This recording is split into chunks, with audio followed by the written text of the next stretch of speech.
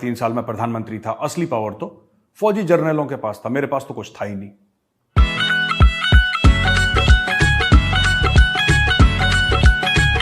Hello दोस्तों, सत श्री अकाल, नमस्ते, अस्सलाम वालेकुम। तो कैसे हैं आप? Welcome back. आई होप आप सब ठीक ठाक होंगे। तो आज की जो वीडियो मैं लेकर आया हूँ वो मेजर गौरवारिया के रिलेटेड, जो मेजर गौरवारिया पाकिस्तान के रिलेटेड वीडियोस बनाते हैं, तो उनकी आज नई वीडियो आई है, तो उस पर रिएक्शन देते हैं। तो वीडियो का जो टाइटल है वो है Imran Khan and the mother of all you turns. ये इनकी अभी लेटेस्ट वीडियो आई है, तो इस पर अभी रिएक्शन देते हैं। वीडियो स्टार्ट करते हैं उससे पहले चैनल को कर लें सब्सक्राइब, बेल आइकन को प्रेस कर लें ताकि ऐसी और भी वीडियोस आपको मिलती रहें। तो चलिए जल्दी से वीडियो देखते हैं और अपना रिएक्शन हम देंगे वीडियो के लास्ट पर। तो सब ने मेरे साथ मिलकर वीडियो को कंप्लीट देखना है। तो वीडियो स्टार्ट करते हैं, उससे पहले चैनल को करें सब्सक्राइब, बेल आइकन को प्रेस कर लें। तो स्टार्ट कर लेते हैं। स्टार्ट। ठन ठन ठन ठन।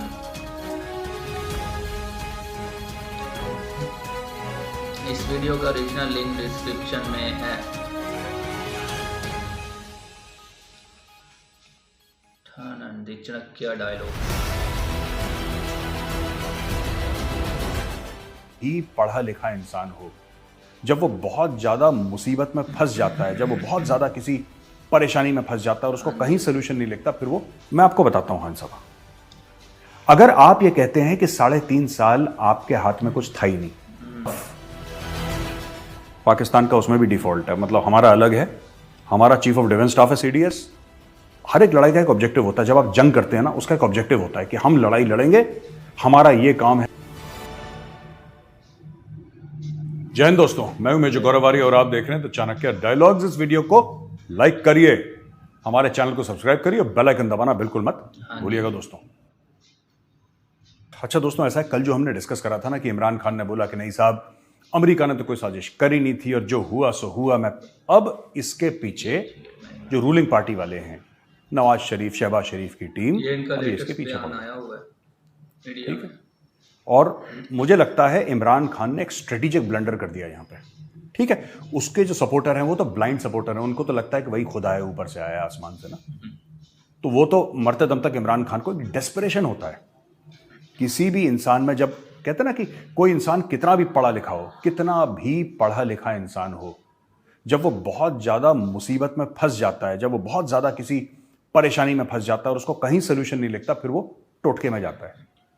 किसी बाबा से बोला तावीज दे दो, किसी बाबा से बोला कि ये भस्म दे दो, ये तो फिर उसका लॉजिकल दिमाग जो है वो काम करना बंद हो जाता है। पाकिस्तान के साथ यही है, इतना बुरा हुआ है पाकिस्तान के साथ 75 साल से कि अब वो बाबा की भस्म लेके घूम रहे हैं। बाबा की भस्म है इमरान खान नियाजी, ठीक है, वो तावीज टाइप का है बंदा। इसके पीछे कोई साइंटिफिक लॉजिक नहीं है, बट लोगों को है एक अंधविश्वास है इस पे कि हाँ ये ठीक कर देगा। अच्छा, पहली बार जब इमरान खान करीब 3.5 साल कुर्सी पे बैठे थे, तब इन्होंने कुछ नहीं करा, और अभी इन्होंने साफ बोल दिया कि मुझे तो किसी ने कुछ करने नहीं दिया, मेरे हाथ में कुछ था ही नहीं, मेरे हाथ में कुछ पावर ही नहीं था। इन्होंने साफ बोल दिया इमरान खान ने कि भाई मेरे हाथ में कुछ ऐसा था ही नहीं कि मैं कुछ कर पाऊं। बहुत बड़ा यू टर्न है ये इमरान। अब लोग पाकिस्तान में पूछ रहे हैं कि खान साहब आप फिर आएंगे, फिर आपके हाथ में कुछ नहीं होगा, तो ये झगड़ा किस चीज के लिए कर रहे हैं आप? ठीक है ना, तो यार इमरान खान को सपोर्ट करना था, हम लोग इमरान खान के बिल्कुल सपोर्टर हैं। मैं अब क्या बोलूं, it's not easy to support that man, क्योंकि ना वो ऐसे, वो बिल्कुल ही स्ट्रेट लाइक जलेबी जैसे सीधे हैं खान साहब, ऐसे ऐसे अब देखिए, जलेबी तो ऐसे ऐसे होती है। Foreign conspiracy. अब मैं बताता हूं 2-3 बातें, फिर मैं मुद्दे पे आऊंगा, ठीक है। खान साहब ने बोला यार कि ना अमेरिका की साजिश है, मुझे प्रधानमंत्री की कुर्सी से निकाल दिया, अमेरिका की साजिश है। चलो ठीक है, अमेरिका की साजिश है। फिर उन्होंने ये बयान दिया कि साहब मेरे हाथ में तो कुछ था ही नहीं, कोई पावर ही नहीं था, 3.5 साल में प्रधानमंत्री था, असली पावर तो फौजी जर्नलों के पास था, मेरे पास तो कुछ था ही नहीं। ये भी बात समझ में आ गई। फिर इमरान खान ने बोला कि अमेरिकन्स ने मांगा ड्रोन का बेस, मैंने बोल दिया एब्सोल्युटली नॉट, इसलिए अमेरिका ने साजिश करके मुझे निकाल दिया। अब खान साहब आप ना थोड़ा सा या तो मुझसे बात कर लें तो मैं आपके लिए ये, जब आप ये डब्बू टाइप के अनपढ़ जाहिल लोगों के साथ आप बैठेंगे तो ये आपको ऐसी गोल गोल जलेबी की तरह घुमाएंगे, ठीक है ना। ये ऐसे इन लोगों के बस का नहीं है कुछ। They are people of low calibre, इनका कैलिबर नहीं है, इनका दिमाग नहीं है, ठीक है। मैं आपको बताता हूं खान साहब, अगर आप ये कहते हैं कि 3.5 साल आपके हाथ में कुछ था ही नहीं, तो ये बात तो पीटीआई को भी पता है, ये तो बात आपकी सरकार को भी पता है, और जो सीआईए वाले हैं, जो अमेरिका का खुफिया इदारा है सीआईए, इंटेलिजेंस एजेंसी जो है, उसको पता फिर सभी को होगा जब आपके हाथ में कुछ नहीं है। ये बात ढकी छुपी तो रहती नहीं खान साहब। तो अगर आपके हाथ में कुछ था ही नहीं 3.5 साल जब आप प्रधानमंत्री थे पाकिस्तान के, तो फिर आपको अमेरिका निकालता क्यों? उनकी बला से आप 100 साल तक प्रधानमंत्री रहे पाकिस्तान के, अमेरिका आपको निकालता क्यों खान साहब? आप सोचिए जरा, दिमाग लगाइए इस पे अपना खुद का। ये डब्बू वाला दिमाग नहीं, फवाद चौधरी वाला, उसके पास है ही नहीं, उसका तो माला ही ऊपर वाला खाली है। मैं आपकी बात कर रहा हूं, आप अपना दिमाग लगाइए। You are an intelligent person, आप घूमे हैं, आपने दुनिया देखी है, ठीक है ना। डब्बू तो पंजाब के बाहर नहीं गया कहीं। मैं आपसे एक बात पूछता हूं खान साहब, आप खुद कहते हैं आपके हाथ में कुछ नहीं है, जब आपके हाथ में कुछ है ही नहीं तो अमेरिकन आपके पीछे पड़ेंगे क्यों? अमेरिकन तो उसके साथ डील करते ना, या उसको कुर्सी से हटाते, उसकी सत्ता छीनते, उसकी सरकार गिराते जिसके हाथ में कुछ था और जो उनको नुकसान करता। आपके हाथ में तो ना भला करना था उनका, ना उनका बुरा करना था। तो फिर आपने बोला कि ये इंपोर्टेड हुकूमत नामंजूर और अमेरिका की साजिश नामंजूर और बाजवा गद्दार। अब ये बात कुछ समझ में नहीं आई। आप खुद को कॉन्ट्रडिक्ट कर रहे हैं और हमारे लिए आप काम बड़ा। मुझे इंडिया में लोग पूछ रहे हैं कि साहब हमने तो साउथ अफ्रीका से भी बोल दिया अपने रिश्तेदारों को, हमने दुबई में भी बोल दिया, हमने कहीं कहीं बोल दिया, कहाँ पे, कोई यूरोप में बैठा है, कोई कहीं बैठा है, अमेरिका में बैठा है, कनाडा में, ऑस्ट्रेलिया न्यूजीलैंड में बैठे। हमने तो लोगों को बोला कि जितना हैसियत के हिसाब से खान साहब को पैसा दो। खान साहब तो रोज अपने बयान बदल रहे हैं। और देखिए ना, अगर उनको ड्रोन बेसिस चाहिए अमेरिकन को, तो अमेरिकन को पता है कि उनको जनरल बाजवा से बात करनी है। वो आपसे बात क्यों करेंगे खान साहब? आपको तो पता भी नहीं लगेगा।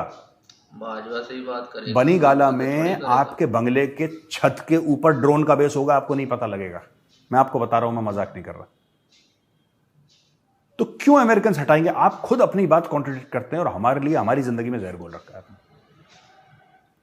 खान साहब, आप खुद की बात पे तो कायम रहे। अगर अमेरिकन ने साजिश करी है तो साजिश करी है। आज आप कह रहे हैं नहीं, कोई बात नहीं, वो पुरानी बात है, कोई साजिश नहीं करी। कभी आप कहते हैं कि हमारा मालिक और नौकर का रिश्ता रहा है अमेरिका के साथ, गुलाम और मालिक का रिश्ता रहा है अमेरिका के साथ। आपने ऐसे ऐसे भी बयान दे दिए। अभी आपके पीछे पड़ गई वो मरियम औरंगजेब, आपके पीछे बाकी लोग पड़ गए। शहबाज शरीफ आपके पीछे पड़ गए। शहबाज शरीफ साहब ये कहते हैं कि इमरान खान साहब ऐसा तो नहीं कह सकते कि पूरे मुल्क को आपने तकसीम कर दिया, आपने फौज को तकसीम कर दी, ठीक है, फौज की तकसीम कर दी आपने, सब कुछ कर दिया आपने। अब आप कह रहे हैं कि नहीं साहब ऐसा कुछ था ही नहीं, ये तो मैं ऐसी मजाक कर रहा था मैं। अरे खान साहब कैसी मजाक कर रहे हो, है ना। मेरे अंदर का कभी कभी, मैं भोपाल में रहा हूँ ना, तो निकल जाता है कभी कभी बीच में खान साहब। लेकिन मैं आपसे बात करना चाहता हूँ कि क्या कर दिया आपने। अब people will not take you seriously. अब आप कहते हैं कि अमेरिकन के साथ रिश्ते बढ़ाओ। आपने वो $25,000 दे रखे हैं लॉबिंग के लिए एक फर्म को, हर महीने $25,000 उसको दिए जाते हैं लॉबिंग के लिए। उसने आपको कुछ बुद्धि दी होगी, उसने बोला होगा खान साहब आप थोड़ा कम बोलें। और आप अमेरिका के, क्योंकि आपको पैसे तो अमेरिका ही देगा ना, और तो कोई देगा नहीं आपको पैसे आपको अमेरिका ही देगा। आप कल प्रधानमंत्री बन गए पाकिस्तान के, बिना अमेरिका के आशीर्वाद के आप 4 दिन गाड़ी नहीं चला सकते, क्योंकि आपके पास नहीं है पैसे। खुद मुख्तार कौम है, इकबाल के शाहीन है। देखिए ये सब जो जाहिल हैं पाकिस्तान में, अनपढ़ हैं, वो इकबाल के शाहीन होंगे। आज का जो शाहीन है ना, उसको खजूर चाहिए खान साहब, खजूर। विदाउट खजूर शाहीन उड़ नहीं। शाहीन मतलब ईगल, चील, वो नहीं उड़ सकता, बर्ड ऑफ प्रे नहीं उड़ सकता। ये सिर्फ खोखली कविताएं इकबाल की पढ़ के, पोएट्री पढ़ के कि एक ही सफ में खड़े हैं महमूद फयाज, बंदा रहा न बंदा नवाज, पता नहीं क्या क्या स्टोरी सुनाई लंबी चौड़ी, सब फ्रॉड। और आपने भी विश्वास कर लिया, लोगों ने भी विश्वास कर लिया खान साहब। और ये अभी आपको छोड़ेगी नहीं, ये चीज़ मैं बता रहा हूँ। इंपोर्टेड हुकूमत नामंजूर। इंपोर्टेड कहाँ की इंपोर्टेड है? ये आपने हैशटैग चलवाया था इंपोर्टेड हुकूमत नामंजूर। बिल्कुल, मतलब ट्विटर आपके वेबसाइट में पैसा देने जाओ नामंजूर। क्या नामंजूर है? किस चीज़ की नामंजूरी है खान साहब? ये कौन सी चीज़ है जो आपको नामंजूर है या पाकिस्तानी कौम को नामंजूर है? बाहर की मदाखलत, यही तो है नामंजूर। आपका बयान ही तो यही था कि शहबाज शरीफ और इन सब की जो पीडीएम की हुकूमत है ये अमेरिका ने लगाई है ऊपर से, और आपकी जो हुकूमत थी उसको हटाया गया है झूठ बोल के, साजिश करके। यही तो बयानिया था आपका। अब आप बताइए क्या हो गया? अब आप कह रहे हैं नहीं साहब ये तो मैं मजाक कर रहा था, ठुस हो गई, ठुस। मजाक कर लिया था मैं। तो यार ऐसा मत करो खान साहब।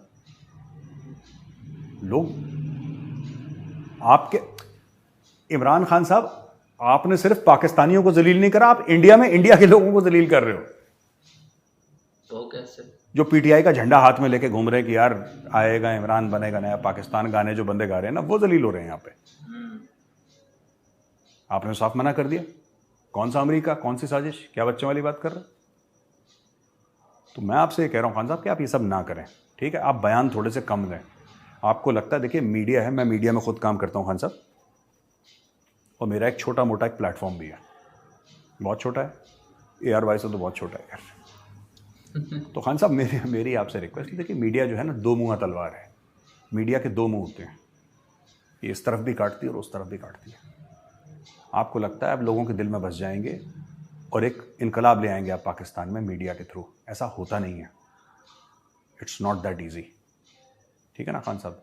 अब ये तलवार उल्टा आपको काट रही है। आप थोड़ा सा बच के किसको इंटरव्यू देते हैं कितना। आप कामरान खान, वो गुलाम चौधरी कौन है, ARY का मैं नाम भूल रहा हूँ, उसका बड़ा भला सा नाम है बेचारे का, वो और ARY के बाकी जो बूट पॉलिश एंकर है, उन पे फोकस करिए। आप ये सीरियस जर्नलिज्म में मत चले जाइए।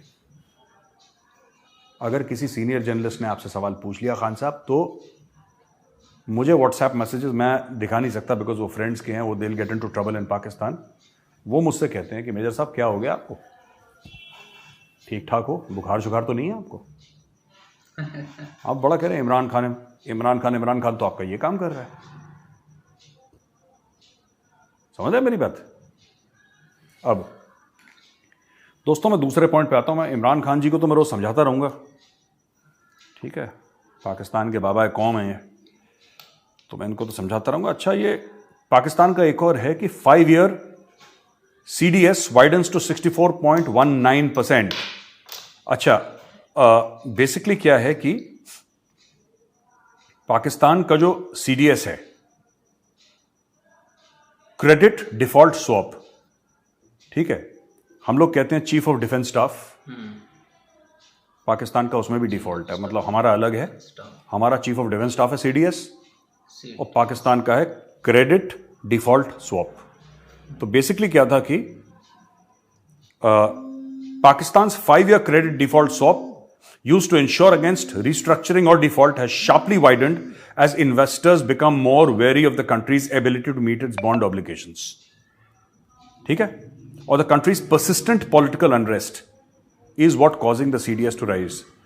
Basically क्या है कि जो लोन के खिलाफ रिस्ट्रक्चरिंग होती है, यानी कि आपने कोई पैसा लिया और बोला कि जी मैं आज वापस नहीं करूंगा, मैं अगले साल वापस करूंगा, इस महीने को इस तारीख को, ये और मुश्किल हो रहा है पाकिस्तान के लिए, और मुश्किल हो रहा है क्योंकि पॉलिटिकल इंस्टेबिलिटी है और खान साहब दंदना रहे हैं, ठीक है, कि मैं लॉन्ग मार्च कर दूंगा, ये कर दूंगा, वो कर दूंगा। तो जितने भी, जाहिर सी बात है, जितने भी इन्वेस्टर्स हैं या पूरा बैंकिंग सिस्टम है वो सक पका रहा है, वो घबरा गया बुरी तरीके से। खान साहब कहते हैं आपको घबराना नहीं है, वो कह रहे हैं साहब हम घबरा चुके हैं ऑलरेडी, हम ऑलरेडी घबराए हुए हैं और घबरा रहे हैं हम। तो ये चीज़ है। अच्छा, एक और खबर है जो मैं आपको, फिर मैं वापस न्यूज़ पे आऊँगा। अफगान आए पाकिस्तान के अंदर और FC जो फ्रंटियर कॉन्स्टेबलरी है, एक किस्म की उनकी बॉर्डर फोर्स कह सकते हैं उसको, वहां पे जो काम करती है, उसमें लोगों को ठोक दिया। अच्छा, वो CCTV में आ गए, ठीक है। तो चमन बॉर्डर जो है, जो एक कई बॉर्डर क्रॉसिंग में मेन है चमन, जो है चमन को पाकिस्तान ने बंद कर दिया। चमन बॉर्डर को बंद कर दिया पाकिस्तान ने, और चमन बॉर्डर पे पाकिस्तान ने यह बोला है कि नहीं साहब चल बना, आप पहले हैंड ओवर करिए जिन लोगों ने हमारे बंदों को मारा है, क्योंकि वो CCTV में आ गए। अब तालिबान ज़रूर हैंड ओवर करेंगे इनको, पता नहीं। देखिए नेक ख्वाहिशात से तो दुनिया नहीं चलती, लेकिन पाकिस्तान चाहता है कि नहीं, हम वी शुड इसको हम इसी तरीके से आगे चलाते रहें कि हम रिक्वेस्ट करते रहें उनसे और बात बन जाए। वो होगा नहीं। ठीक है। अब दोस्तों एक और चीज़ थी जो बड़ी इंटरेस्टिंग चीज़ थी, मैं आपको बताता हूँ। प्राइम मिनिस्टर मोदी हैं G20 समिट जो हो रहा है बाली में, इंडोनेशिया में, उसमें मैं कुछ आपको चीज़ें बता देता हूँ कि जो जो चीज़ें हुई हैं। ठीक है, तो आपको पता लग जाएगा। काफी फेमस हुए हैं मोदी जी वहां पर जाकर। एक तो मोदी जी ने यह बात बोली है, मैं पढ़ के बता रहा हूं आपको news item. We have to find a way to return to the path of ceasefire and diplomacy in Ukraine. अब पीएम मोदी सीज फायर की बात कर दी। ये नई बात है जो प्राइम मिनिस्टर मोदी ने करी है। पहले उन्होंने बोला था एससीओ समिट में कि war is not an option, ये हो ही नहीं सकता। अब वो कह रहे हैं सीज फायर करो, यानी कि गोली वोली चलना बंद करो। और मैं जानता हूं इसके पीछे चाबी क्या चल रही है, मैं आपको बता दूंगा इसके पीछे क्या। देखिए जो कह रहे हैं वो अलग चीज है, पर मोदी जी के दिमाग में अभी क्या चल रहा है, मैं बेसिकली अगर मैं आपको शॉर्ट में समझाऊं, आपको अजीब सी बात लगेगी, लेकिन मैं आपको बता रहा हूं, मेरा एनालिसिस है। मोदी जी रशिया के साथ यारी निभा रहे हैं। ठीक है, मोदी जी रशिया के साथ यारी निभा रहे हैं। रशिया खुद सीज फायर नहीं करेगा, रशिया खुद युद्ध विराम नहीं कर सकता, क्योंकि अटैक तो उसी ने करा। थर्ड पार्टी से कहेगा कि रशिया अमेरिका के कहने पर भी युद्ध विराम नहीं कर सकता और यूरोप के कहने पर भी युद्ध विराम नहीं कर सकता। क्यों? क्योंकि वो तो यूक्रेन की साइड में है, वो तो यूक्रेन को हथियार बेच रहे हैं। तो अगर रशिया ने उनके कहने पे या खुद अपनी मर्जी से युद्ध विराम कर दिया तो लोग क्या बोलेंगे?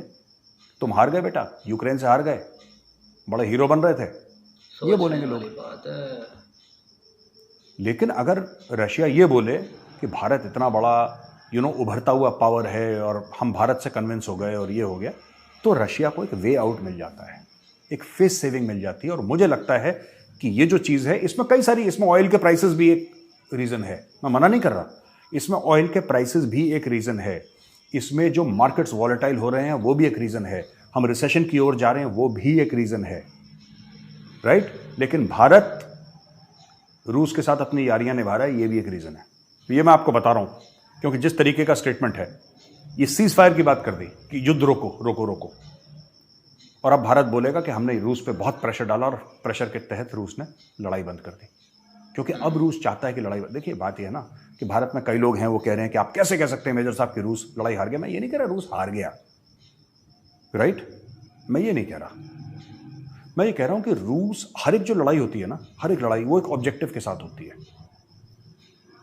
ठीक है, हर एक लड़ाई का एक ऑब्जेक्टिव होता है। जब आप जंग करते हैं ना, उसका एक ऑब्जेक्टिव होता है कि हम लड़ाई लड़ेंगे, हमारा ये काम है कि हम पूरे यूक्रेन को खत्म कर देंगे और हम इन इलाकों को आज़ाद कर देंगे, और हम ये इंश्योर करेंगे कि यूक्रेन नेटो का हिस्सा ना बने और यूरोपियन यूनियन का हिस्सा ना बने, या बने जो भी XYZ। हमारे ये 3-4 एम हैं, ये हमारा एम है, ये हमारा एम प्लस है, right. Must be achieve, will be achieve, could be achieved, ये हम इसको स्ट्रक्चर करेंगे और हम युद्ध पे चलते हैं। ये हमारा प्लान होगा, हम इस नीति के तहत घुसेंगे यूक्रेन के अंदर। ठीक है ना, ये तो ओवरऑल हो गया। लेकिन इसमें एक और बड़ी बात है, क्या एम लेकर रशिया गया था यूक्रेन? एम क्या था? अगर सिर्फ ये था कि यूक्रेनियंस को मारना, ही तो कोई एम नहीं होता। All aims are political. जब आप लड़ाई लड़ते हैं, जब भारत ने ईस्ट पाकिस्तान को बांग्लादेश बनाया था, एम वॉज पॉलिटिकल। एक नया मुल्क बनाना है, दैट इज ऑल्सो पॉलिटिक्स। एक नया मुल्क बनाना है, जो बंगालीज हैं उनकी हिफाजत करनी है, उनकी मदद करनी है, एक नया मुल्क बनाना है। We cannot have Pakistan to the east and Pakistan to the west, so today we have Bangladesh to the east and Pakistan to the west. ये एक एम था। उसके बाद स्ट्रैटेजी बनती है, फिर नीचे टैक्टिक्स आते हैं, but overarching aim is political. यहां पे एम क्या है, रशिया का एम क्या था, तो ये हमें सोचने की जरूरत है। सीज फायर एंड डिप्लोमेसी की मैंने बात बता दी।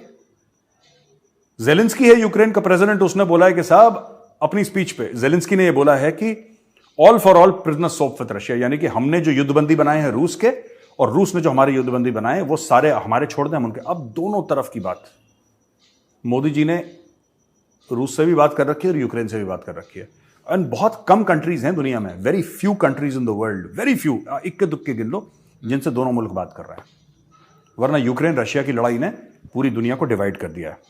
ठीक है, अच्छा, 2-3 बहुत अच्छी बातें करी मोदी जी ने, और मुझे लगता है कि ये बिल्कुल ठीक डायरेक्शन में है। I like this. उन्होंने बोला 2030 तक आधी हमारी इलेक्ट्रिसिटी जो होगी, यानी कि अगले 8 साल में भारत में जो इस्तेमाल करी बिजली होगी वो रिन्यूएबल सोर्सेज से जनरेट होगी, जिसमें विंड आ जाता है, जिसमें सोलर आ जाता है, जिसमें और भी तरीके आ जाते हैं जो कि रिन्यूएबल एनर्जी है, जिससे कि कोई कार्बन एमिशन नहीं होते, जिससे हम ये कह सकते हैं। ठीक है ना। और ये भी बोला है कि एक बड़ी, उन्होंने चेतावनी तो नहीं कहूंगा, लेकिन मोदी जी ने बड़ी प्यारी बात बोली है और दुनिया के मुंह पे बोली है। ठीक है, उन्होंने बोला है कि India's energy security is also important for global growth. देखिए, भारत की जो एनर्जी सिक्योरिटी है, भारत को सस्ती रिन्यूएबल एनर्जी मिलती रहे, ये दुनिया के लिए अच्छा है, क्योंकि भारत दुनिया की सबसे तेजी से बढ़ती हुई इकोनॉमी है। बिल्कुल right. We must not promote any restrictions on supply of energy and stability in energy markets should be ensured. यानी कि कोई भी चीज हो जिससे एनर्जी मिलती रहे, उस पर रिस्ट्रिक्शन नहीं होना चाहिए, उस पर रोक टोक नहीं होनी चाहिए। क्योंकि आज की तारीख में जब अमेरिका का हाल खराब है, जब रूस का हाल खराब है, जब चीन की इकोनॉमिक ग्रोथ का हाल खराब है, भारत एक अकेला मुल्क है पूरी दुनिया में जो कि ग्रोथ इंजन जो है दुनिया का। अब भारत फास्टेस्ट ग्रोइंग इकोनॉमी है और भारत पे दुनिया भर के रिसेशन का इतना फर्क नहीं पड़ा। India is doing a fairly good job out of it. But ये फेयरली गुड जॉब जो इंडिया कर रहा है, ये तभी तक संभव है जब तक हमें एनर्जी मिलती रहे। मुफ्त, पाकिस्तान की तरह मांग तो नहीं रहे किसी से मुफ्त। हम कह रहे हैं तुम्हें पैसे देंगे, जो तुम्हें पैसे चाहिए, जो तुम्हारा मार्केट रेट है, हम देने को तैयार हैं खुशी खुशी, क्योंकि पैसे की कमी नहीं है।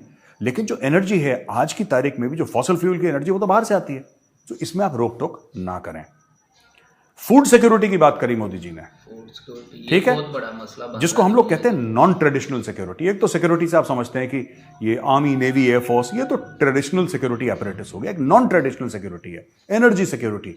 हर घर बिजली आए, हर गाड़ी में तेल डले, इकोनॉमी चलती रहे, हर थाली पे खाना हो, रोटी हो, फूड सिक्योरिटी। राइट। इन सब के बारे में अच्छा, सप्लाई चेन ऑफ मैन्योर यानी खाद और फूड ग्रेन्स के बारे में पीएम मोदी ने G20 समिट बाली में जो हुआ था, उन्होंने बोला कि आज की खाद की कमी कल के खाने की कमी है। अगर आज खाद की कमी, देखिए ये जो है ना, प्राइम मिनिस्टर मोदी के बारे में यही मैं चीज बहुत एडमायर करता हूं। वो बेसिक बात करते हैं जो कि लोगों को समझ में आ जाए, उड़ी उड़ी बात नहीं करते वो। मैं बता रहा हूं, वैसे तो कभी होगा नहीं, लेकिन अगर उनकी जगह इमरान खान या शहबाज शरीफ होता, इतना गोबर करके आते वो लोग। मैं बता रहा हूं, क्लाइमेट जस्टिस के नाम पे कि ये भी दे दो, वो भी दे दो। Fertiliser is equal to food grain, इन्होंने क्लियर कर दिया। क्योंकि अब मोदी जी जब वापस आएंगे तो India will have the chairmanship और the presidency of the G20। 1 साल के लिए इंडिया के पास आने वाली है। और वर्ल्ड डिप्लोमेसी में इंडिया किस तरीके से इसको लीड करेगा, किस तरीके से आगे ले जाएगा, यह हमें देखना पड़ेगा। पीएम मोदी ने एक और बोली, I have repeatedly said that we have to find a way to return to the path of ceasefire and diplomacy in Ukraine. ये यूक्रेन वाला वापस उन्होंने बोला है। World war 2 wreaked havoc in the world after the leaders at that time made a serious effort to take the path of peace. Now it's our turn. जब 1945 में द्वितीय महायुद्ध, द्वितीय विश्व युद्ध खत्म हुआ था, तब लोगों ने बोला यूनाइटेड नेशंस होना चाहिए, ये होना चाहिए, वो होना चाहिए, और दुनिया में पीस होना चाहिए। दुनिया में पीस तो हुआ नहीं, दुनिया के पीसेस और हो गए। तो अब मोदी जी कह रहे हैं अब हमारी बारी है, हमें दोबारा वापस जाना पड़ेगा और दोबारा ऐसे स्ट्रक्चर्स क्रिएट करने पड़ेंगे कि जंग ना हो। तो ये जो मोदी जी ने फूड सिक्योरिटी की बात करी है ना, मोदी जी ने फूड सिक्योरिटी की बात, एनर्जी सिक्योरिटी, मुझे लगता है कि ये रेलेवेंट चीजें हैं। नॉन ट्रेडिशनल सिक्योरिटी जिनको हम बोलते हैं, ये बहुत जरूरी है इनको सामने आके बोलना। राइट। जैसे इंडिया है, पाकिस्तानी हर समय कहते हैं हमारा सबसे बड़ा पावर क्या है, हमारे पास जो न्यूक्लियर असासे हैं, न्यूक्लियर वेपन है, वो न्यूक्लियर करके बावले। हम क्या कहते हैं, हमारा सबसे बड़ा असासा क्या है, हमारा एजुकेशन सिस्टम है। बिल्कुल। जिसके हाथ में किताब होगी ना, उसकी इज्जत होगी, जिसके हाथ में बम होगा हर समय जलील होगा। ये दुनिया की सच्चाई है, पाकिस्तानी नहीं समझ पाते। हम जंगजू कौम हैं, है ना, असला हमारा जेवर है, ये ऐसे ऐसे डायलॉग मारते हैं, इसलिए हर एयरपोर्ट पर जलील होते हैं। इनका ग्रीन पासपोर्ट देखते हैं इनको जेल में डाल देते हैं लोग कुछ कुछ तो। कहते हैं यार क्या कौन क्या करने आ गया यहाँ पे। पढ़ो लिखो, पढ़ोगे लिखोगे बनोगे नवाब, खेलोगे कूदोगे बनोगे हाफिज सईद और समथिंग लाइक दैट। नॉट खेलोगे कूदोगे, बम बम बनाओगे तो बनोगे Hafiz Saeed, whatever the case में भी। अच्छा, एक बड़ी अच्छी चीज है, मैं यहां पे अपना वीडियो खत्म करता हूं। ये इंडियन एक्सप्रेस से मैं कोट कर रहा हूं, बड़ा प्यारा आर्टिकल है। इसने लिखा है कि जो IAEA है, which is the international atomic energy agency, international atomic energy agency जो पूरा एटॉमिक एनर्जी कंट्रोल करती है पूरी दुनिया में, जिसका वॉचडॉग है, उसने बोला है कि जो इंडिया ने गलती से ब्रह्मोस फायर कर दिया था ना पाकिस्तान के अंदर, जिसमें पाकिस्तान बड़ा हल्ला कर रहा था कि ये हो गया वो हो गया ऐसा हो गया वैसा हो गया, इंडिया को सजा मिलनी चाहिए। उनको तो कोई भी बहाना चाहिए, इंडिया को सजा मिलनी चाहिए और इंडिया से कुछ पैसे हमें दिलवा दो, यही तो बोलते हैं वो। तो इसने इंटरनेशनल एटॉमिक एनर्जी एजेंसी ने बोला है कि misfire of BrahMos missile not cause for any specific concern. उन्होंने बोला छोटी छोटी चीज में कोई मतलब ज्यादा स्ट्रेस लेने की जरूरत नहीं, हो जाता है, बड़े बड़े शहरों में छोटी छोटी चीजें होती रहती हैं, है ना। तो उन्होंने बोल दिया कि होती रहती हैं, इसमें ज्यादा स्ट्रेस लेने की जरूरत नहीं। पाकिस्तान फिर अपना मुंह सुजा के घूमेगा कि हिंदुओं ने साजिश की है ना, यहूदियों ने साजिश की है, सब हमारे खिलाफ साजिश करते हैं, गोरे भी हमारे खिलाफ साजिश कर रहे हैं। अब देखिए साजिश वाला फिर गाना गाएंगे ये लोग, है ना, क्योंकि पाकिस्तान में सिर्फ एक ही गाना है, एक ही गाना चलता है पाकिस्तान में, ओ मोनिका ओ माय साजिश, ठीक है, एक ही गाना है पाकिस्तान में। चलो दोस्तों, आज का वीडियो यहीं पे खत्म होता है। मैं फिर जल्दी आऊंगा एक और वीडियो लेके आपके पास। आई होप आपको वीडियो देखने में मजा आया होगा, इंफॉर्मेटिव होगा और हल्का फुल्का सा एंटरटेनिंग भी होगा। इस वीडियो को लाइक करिए, हमारे चैनल को सब्सक्राइब करिए, बेल आइकन दबाना बिल्कुल मत भूलिएगा। जय हिंद। तो दोस्तों, आज की ये वीडियो जो मेजर गौरव आर्या ने इमरान खान के यू टर्न से स्टार्ट करके और G20 की जो समिट हुई है, मोदी जी वहाँ पर गए हुए थे, वहाँ पे आकर वो ख़त्म हुई। तो इस इंटरव्यू में जो 2-4 पॉइंट्स जो उन्होंने बात की है, एक तो इमरान खान के जो यू टर्न, जब इमरान खान की गवर्नमेंट गिरी थी पाकिस्तान में, ओपोजिशन ने इमरान खान की गवर्नमेंट गिरा दी थी, तो उसके बाद इमरान खान ने जो इल्ज़ाम लगाया कि अमेरिका ने उसकी गवर्नमेंट गिरा दी, अमेरिका ने उसकी गवर्नमेंट गिरा दी। तो आज एक आर्टिकल आया हुआ था जिसमें कि उस पर इमरान खान लिख रहे हैं, मतलब उनका एक इंटरव्यू किसी फॉरेन मीडिया ने लिया था, उसमें इमरान खान वो उस बयान से यू टर्न ले चुके हैं। तो इस वजह से ये एक बहुत ही बड़ा अब मीडिया में पाकिस्तान में बन गया हुआ है।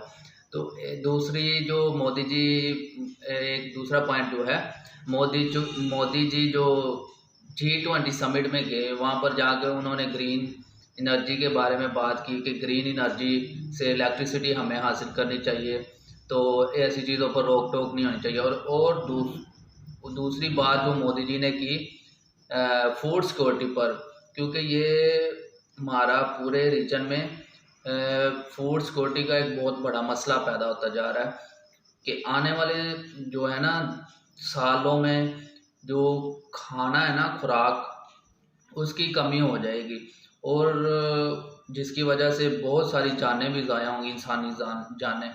तो फूड सिक्योरिटी पर ख़ास तौर पर काम करना चाहिए। G20 के जितने भी कंट्रीज़ हैं उन सबको मिलकर और पूरी दुनिया के जो हैं कंट्रीज़ के लोग, उन सबको मिलकर G20 में एक जो समिट में जो बात की है उस पर फूड सिक्योरिटी पर ज़रूर काम करना चाहिए, क्योंकि गवर्नमेंट्स ही इस पर काम करेंगी तो हम इंसानों के लिए जो है ना खुराक का इंतज़ाम हो सकेगा।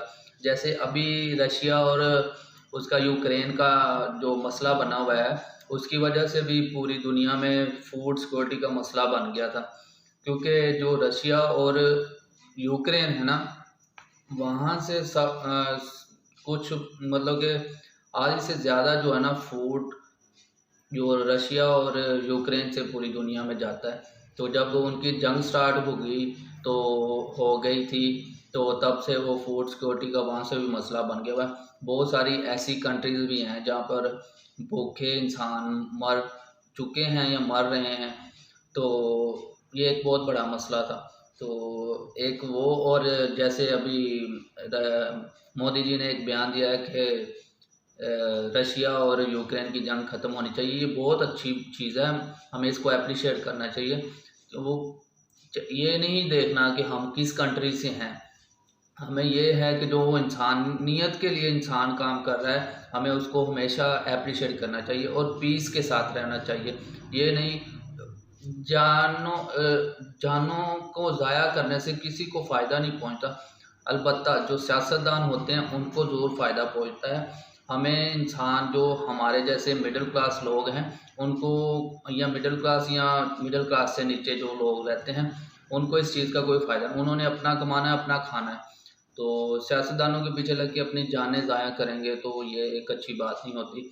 हमेशा पीस के साथ, एक दूसरे के साथ प्यार मोहब्बत के साथ रहना चाहिए और मिलजुल के रहेंगे तो ये दुनिया है, वरना ये सबके लिए जहन्नम ही है यहाँ पर ही। मरने के बाद तो पता नहीं इंसान ने कहाँ पे जाना है, तो उससे पहले ही आप जहन्नम के मज़े लो, ये मतलब कि अच्छी बात नहीं होती। तो मिलजुल कर रहना चाहिए। तो ये थी आज की वीडियो जो मेजर गोरबारिया ने 4-5 पॉइंट्स पर बात की। बहुत इनकी वीडियोस बहुत ही इंफॉर्मेटिव होती हैं। आपको मेरी वीडियोस, मेरा रिएक्शन कैसा लगा नीचे कमेंट करके बता दीजिएगा। और एक मेजर गोरबारिया ने एक थोड़ी सी मतलब कि 2 लफ्ज़ बोले थे, मुझे उनकी समझ नहीं लगी वो क्या थे। तो आपको अगर वहाँ पर कुछ पता हो उसके बारे में तो आप मुझे नीचे कमेंट करके बता दीजिएगा कि वो क्या वर्ड्स थे। हिंदी के थे। तो आहिस्ता आहिस्ता मैं हिंदी भी सीखना चाहता हूँ। तो आप में से कोई अच्छा दोस्त मेरा बन जाए, हिंदी सिखा दे मुझे। मतलब कि उर्दू और हिंदी बोलने में सेम ही लगती है, मगर कुछ लफ्ज़ वर्ड्स जो हैं वो मुख्तलिफ हैं, चेंज हैं। तो आप मेरी हेल्प कर सकते हैं, मुझे इंस्टाग्राम पर ज्वाइन करें, वहाँ पर हेल्प कर सकते हैं। और अगर आप चाहते हैं कि मैं आपकी किसी शेयर करता वीडियो पर रिएक्शन बनाऊँ तो आप मुझे वहाँ पर लिंक शेयर कर सकते हैं। तो मिलते हैं नेक्स्ट वीडियो में, तब तक के लिए आप सब अपना ख्याल रखें।